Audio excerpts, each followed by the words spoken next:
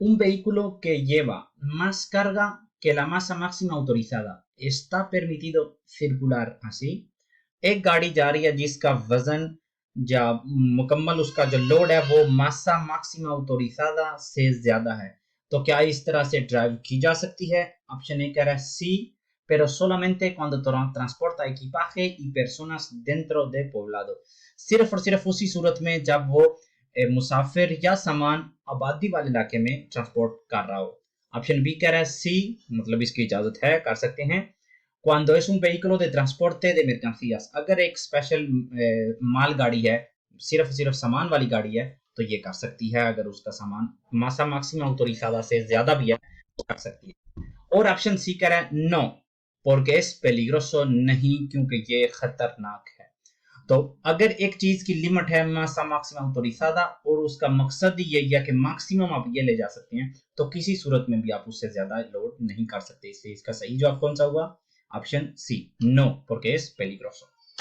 Agla question, ¿cuál de los siguientes accesorios está obligado a llevar el conductor de un turismo? तो एक car का जो driver है वो अभी जो हम ऑप्शन पढ़ने जा रहे हैं उनमें से कौन कौन से ऐसे एक्सेसोरियस हैं, ऐसे डिवाइस हैं जो कि वो लाजमी है उसके लिए कि उसके पास हों। Option A, dos dispositivos de preseñalización de peligro, दो डिवाइस जो कि खतरे को प्रेसेनियलाइजर करते हैं, मतलब एक जगह पे खतरा है तो उससे पहले हम रखते हैं, जो ट्रायंगल से होते हैं वो। ऑप्शन बी, un extintor, जो आग खत्म करने वाला होता है। और ऑप्शन सी कह रहा है una lata de aceite, तेल की एक बोतल या एक लाता। तो इसका सही जवाब कौन सा हुआ इन तीनों में से? ऑप्शन ए इसका सही जवाब है। और जो मुकम्मल तौर पे एक कार के ड्राइवर को तीन चीजें जो है ना वो लाजमी रखनी होती हैं, जिनमें से है एक तो ये होगी dos dispositivos de preseñalización, उसके बाद आ जाती है एक चालेको रिफ्लेक्टेंटे, ताकि जब वो गाड़ी से बाहर उतरे तो वो चालेको पहन के उतरे। और नंबर 3 पे है एक rueda de repuesto। ये तीन चीजें एक कार के ड्राइवर को हर वक्त पास रखना लाजमी है। अगले क्वेश्चन की तरफ चलते हैं। ¿Qué documentos acredita o qué documento acredita que un vehículo reúne las condiciones técnicas necesarias para circular? वो कौन सा ऐसा डॉक्यूमेंट है जिससे ये पता चलता है कि हमारी गाड़ी में वो सारी कंडीशंस, टेक्निकली हमारी गाड़ी बिल्कुल परफेक्ट है?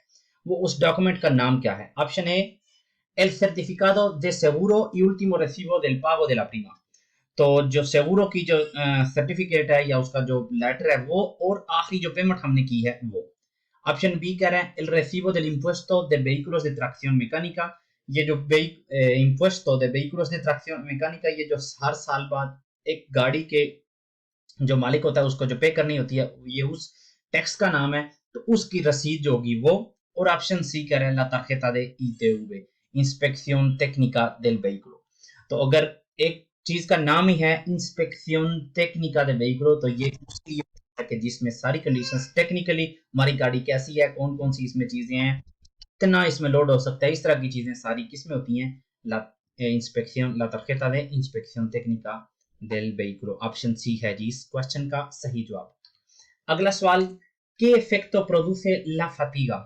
जो ये थकावट है इसके कौन कौन से इफेक्ट्स हैं, इन तीनों में से कौन सा सही है जो जिसको हम थकावट के साथ या फटीगा के साथ रिलेशनर कर सकते हैं? Option A, resulta más fácil mantener la concentración, हमारे लिए और आसान हो जाता है कि हम बिल्कुल ध्यान के साथ जो है ना वो ड्राइविंग करें। ऑप्शन बी कह रहा है la sensibilidad auditiva puede disminuir, हमारी सुनने की जो पावर है या ताकत है वो कम हो जाती है। और ऑप्शन सी कह रहा है aumenta el campo visual, मतलब हमें पहले से ज्यादा बेहतर नजर आने लग पड़ता है या हम पहले से ज्यादा देख सकते हैं। तो इसका सही जवाब कौन सा हुआ? ये भी एक लौकिका का क्वेश्चन है। अगर हम थकावट का शिकार हैं तो क्यों हमें ज्यादा नजर आएगा या क्यों हमें ज्यादा सुनाई देगा? तो इसका सही जवाब क्या हुआ? Option B, la sensibilidad auditiva puede disminuir, मतलब हमारे सुनने की जो पावर है, ये जो शक्ति है हमारे सुनने की, वो कम हो जाती है। ऑप्शन बी है इसका सही जवाब। अगला question, esta señal indica la situación de, ये जो साइन हमें नजर आ रहा है ये किस सिचुएशन का हमें इंडिकेट करता है? Option A, un extintor de incendios y un teléfono de emergencia en un apartadero। एक टेलीफोन है वहां पे और एक एक्सटिंक्टर है उस जगह पे जिस चीज को ये इंडिकेट कर रहा है। ऑप्शन बी कह रहा है una salida de emergencia, एक इमरजेंसी की का एग्जिट। ऑप्शन सी कह रहा है un puesto de socorro, एक सोcorro कहते हैं जो जहां से हम किसी से मदद मांग सकते हैं, वो उस चीज की एक एक जगह। तो इसका सही जवाब कौन सा हुआ? Option A. ये एक ऐसी जगह है जहां पे हमें टेलीफोन भी मुयस्सर है और एक एक्सटिंक्टर भी, ये जो आपको नजर आ रहा है आग बुझाने के लिए जो इस्तेमाल होता है, वो ये दो चीजें हमें मुयस्सर हो सकती हैं और साइंस से भी तकरीबन क्लियर नजर आ रहा है। 21 question.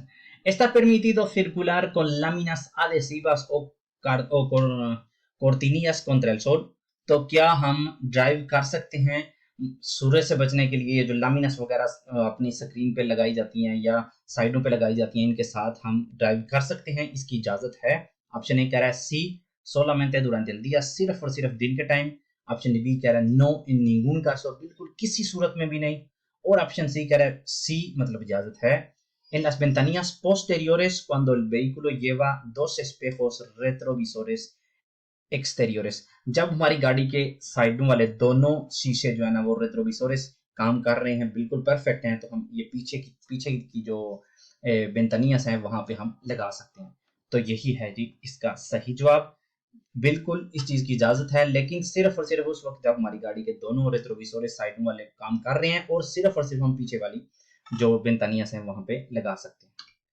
अगला क्वेश्चन कह रहा है con esta señal, ये जो हमें नजर आ रहा है इस साइन को लेके, tiene prioridad de paso en el estrechamiento। अगर आप ये साइन इस तरह से देख रहे हैं तो क्या आपके पास इस चीज की फोकियत है, या आपके पास समझ लें आपको दूसरे के ऊपर फोकियत हासिल है कि आप पहले गुजरेंगे और वो बाद में गुजरेगा?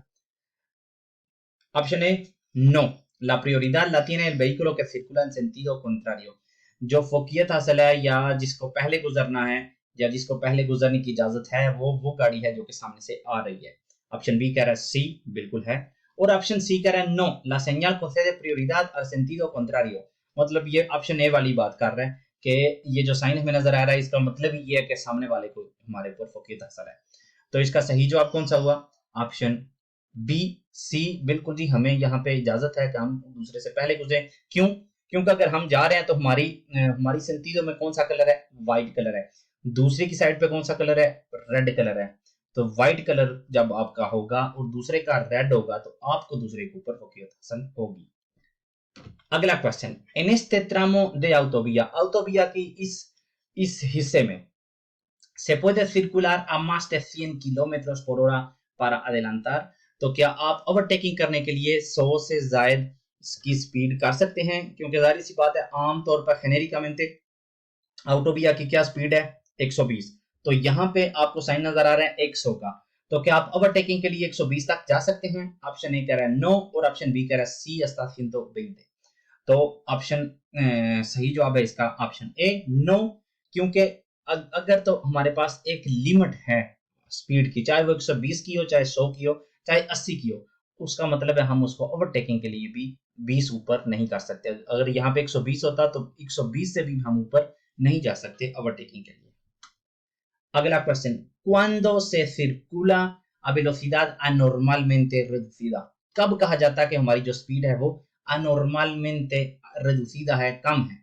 Option A cuando se circula a velocidad inferior a la mínima permitida, जब हम उस स्पीड के साथ ड्राइविंग कर रहे हो जो कि मिनिमम से भी नीचे हो। ऑप्शन बी कह रहे हैं cuando se circula a velocidad inferior a la máxima permitida, जब हम मैक्सिमम स्पीड से कम स्पीड में ड्राइविंग कर रहे हैं तो कहा जाता है कि हम एक हमारी ऐसी स्पीड है जिसको हम कहते हैं anormalmente reducida। और ऑप्शन सी कह रहे हैं cuando se circula a velocidad superior a la mínima permitida, जब हम मिनिमम से ऊपर जा रहे हैं तो उसे कहते हैं वेलोसिडाद अनॉर्मलmente reducida। तो ये भी अगर हम सोचें थोड़ा सा तो बिल्कुल लॉजिका का क्वेश्चन है, कब हमारी स्पीड अनॉर्मलmente reducida होगी, मतलब नॉर्मल नहीं होगी, बहुत कम होगी, जब हम मिनिमम से भी नीचे होंगे। तो कौन सा सही हुआ जवाब इसका? Option A. अगला question, a un herido en accidente, accident में एक जख्मी, es conveniente darle algún alimento o bebida, क्या हम उसको कोई भी चीज दे सकते हैं जैसा कि कोई खाने को या पीने को? ऑप्शन ए कह रहा है सी es conveniente, बिल्कुल ये अच्छा है। ऑप्शन बी कह रहा है नो aunque lo pida, बेशक वो मांगे हमें उसको नहीं देना चाहिए। और ऑप्शन सी कह रहा है सी para mantener la temperatura del cuerpo, उसकी बॉडी का टेम्परेचर सही रखने के लिए हमें उसको कुछ ना कुछ देना चाहिए। तो सही जवाब इसका क्या है? ऑप्शन बी नो aunque lo pida, बेशक वो मांगे हमें उसको नहीं देना चाहिए, क्योंकि नॉर्मा जनरल यही है, हम किसी भी जो जख्मी होगा उसको ना ही उसका आमतौर पे उसका हेलमेट वगैरह उतारेंगे और ना ही उसको कोई खाने पीने को देंगे।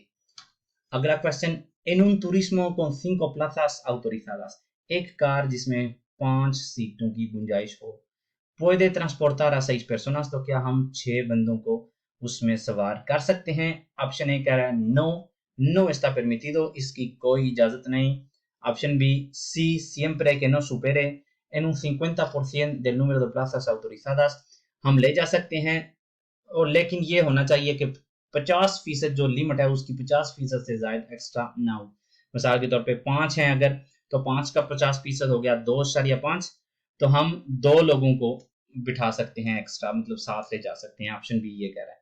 और ऑप्शन सी कह रहा है सी siempre que no supere la masa máxima autorizada, बिल्कुल जी हम लोड कर सकते हैं जब जितना चाहें, अब जब तक हम मासा मैक्सिमा autorizada से नीचे हैं।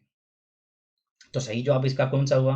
Option A. अगर हमारी गाड़ी में 5 सीटें हैं तो बेशक हम अपनी फैमिली के साथ अपने नानके ही गए हुए हैं, वहां पे छोटे छोटे 10 बच्चे हमने बिठा लिए हैं, तो बेशक फिर भी जगह वहां पे बाकी है, लेकिन बच्चे हों बड़े हों हम सिर्फ और सिर्फ 5 को ही बिठा सकते हैं। अगला question, en las curvas el vehículo tiende a salirse de la calzada, जो मोड़ते हैं वहां पे जो हमारी गाड़ी है वो बाहर की तरफ निकलती है या निकलने को टेंडर होती है। por la fuerza centrífuga, cómo se puede evitar, तो इस चीज को हम कैसे evitar कर सकते हैं, कैसे हम इस चीज को कंट्रोल कर सकते हैं? Option A, reduciendo la velocidad antes de la curva y acelerando suavemente al salir, जो मोड़ होगा उसमें एंट्री से पहले थोड़ी सी ब्रेक लगानी है, और जब हम बिल्कुल उसमें इंटर हो गए हैं, उस मोड़ से निकल रहे हैं, तो थोड़ी सी स्पीड जो है ना वो बढ़ा देनी है। इस तरह हमारे साथ ये नहीं होगा कि हमारी गाड़ी बाहर की तरफ जाए। ऑप्शन बी कह रहा है फ्रेनांदो इन ला curva, बिल्कुल मोड़ में जाके ब्रेक लगाना। और ऑप्शन सी कह रहा है acelerando antes de entrar a la curva, मोड़ में इंटर होने से पहले थोड़ी सी रेस दे लेना। तो कौन सा सही जवाब है इसका? ऑप्शन ए, reduciendo la velocidad antes de la curva y acelerando suavemente al salir। और ये एक ऐसी चीज है जब आप इंशाल्लाह आपके पास कारनेट होगा, आपके पास गाड़ी होगी, और जब आप मोड़ में जाएंगे तो ऑटोमेटिकली ये बंदे, कोई ये क्वेश्चंस ध्यान में नहीं होते, लेकिन ऑटोमेटिकली आप जब कुर्बा में इंटर होते हैं आप थोड़ी सी ब्रेक लगाते हैं, लेकिन जब इंटर हो गए हैं निकलने के लिए आप वहां पे रेस देंगे, और आप ये चीज शायद आपके जहन में उस वक्त आए। अगला question, cuántos puntos se pueden perder en un día, एक दिन में आप कितने पॉइंट्स आपने गंवा सकते हैं? पॉइंट्स कौन से? ये देखे थे कि जब आप कारनेट लेंगे, आपके पास कार्ड होगा, आप गाड़ी स्टार्ट करेंगे पहले दिन, तो आपके पास 8 पॉइंट्स होंगे देखे थे के। तो क्वेश्चन यहाँ पे है, एक दिन में आप कितने perder कर सकते हैं, कितने गंवा सकते हैं? ऑप्शन ए कह रहा है un máximo de 8 puntos, salvo que las infracciones cometidas sean muy graves, maximum आप 8 ही जो perder कर सकते हैं, सिर्फ उस हालत में आप ज्यादा perder करेंगे जब आपने कोई बहुत ही ज्यादा कोई चवल मारी हो, मतलब बहुत muy grave हो आपका जो जो भी आपने किया हो। ऑप्शन बी कह रहा है un máximo de 8 puntos, 10 puntos, आप 10 puntos मैक्सिमम perder कर सकते हैं। और ऑप्शन सी कह रहा है नो एक्सिस्ट लिमिट, कोई लिमिट ही नहीं, आप एक दिन में 15 के 15 गवा सकते हैं। तो इसका सही जवाब कौन सा हुआ? ऑप्शन ए, मैक्सिमम आप 8 perder कर सकते हैं आमतौर पे, लेकिन अगर आपने कुछ बहुत ही खतरनाक चीज की है तो उससे ज्यादा भी हो सकते हैं। अब अगला question, en caso de lluvia se debe circular con precaución porque, जब बारिश हो रही हो तो हमें बहुत ज्यादा ध्यान के साथ ड्राइविंग करनी चाहिए, क्योंकि option A, aumenta la adherencia de los neumáticos, क्योंकि हमारी जो गाड़ी है उसके टायर जमीन के साथ और ज्यादा बेकार हो जाते हैं, चिपक जाते हैं, मतलब सही तरह से उसके ऊपर पड़ जाते हैं।